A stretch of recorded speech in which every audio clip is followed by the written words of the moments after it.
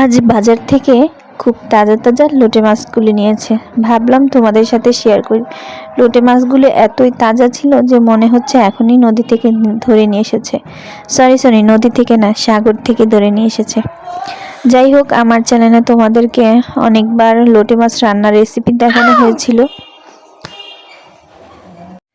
ভাবলাম আবারও শেয়ার করি। আর লোটে মাছ রান্নাটাও যেমন আমার কাছে খুবই ভালো লাগে, এটা খেতে খুবই অসম্ভব মজা লাগে।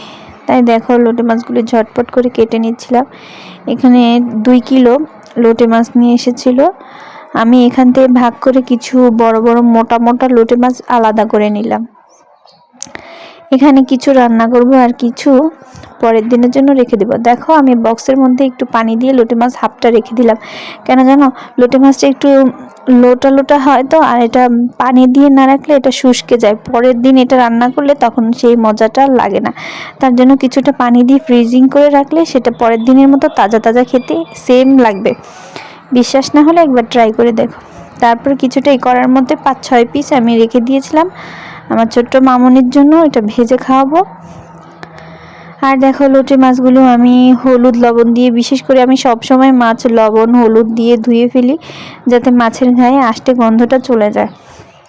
আর এগুলিকে আমি এখন লবণ হলুদ মরিচের গুঁড়া সামান্য দিয়ে একটু তেল দিয়ে মেখে রাখবো এটা ভাজার জন্য। আর এটা ভাজার যে রেসিপিটা তোমরা যদি নিতে চাও অবশ্যই আমাকে কমেন্ট করো। অবশ্যই আমি লোটে মাছটা কিভাবে ভাজি পরের ভিডিওতে তোমাদেরকে দেখাবো। এই দেখো, আমি এখানে হলুদ লবণ সামান্য মরিচের গুঁড়ি দিয়ে মেখে রাখছিলাম, যেহেতু বাচ্চারা খাবে তাই আমি অল্প সামান্য ঝাল দিচ্ছিলাম। মেখে দিয়ে দিব আধা ঘন্টা কি 15-20 মিনিটের জন্য। তারপর যখন ভাজবো তখন এটাকে চালের গুঁড়ি কিংবা বেসন দিয়ে ভাজবো।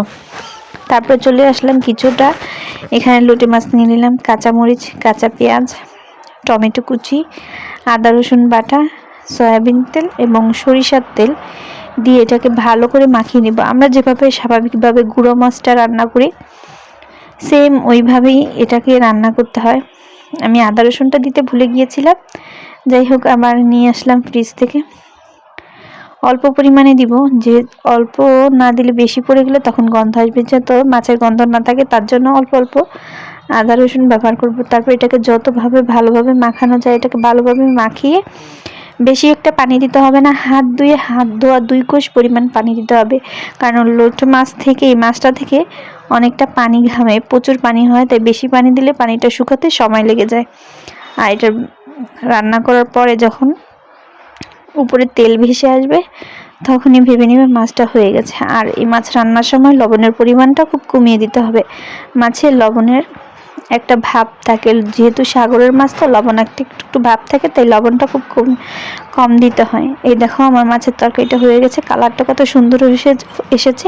ভিডিওটা ভালো লাগলে অবশ্যই শেয়ার করবে। Bye bye.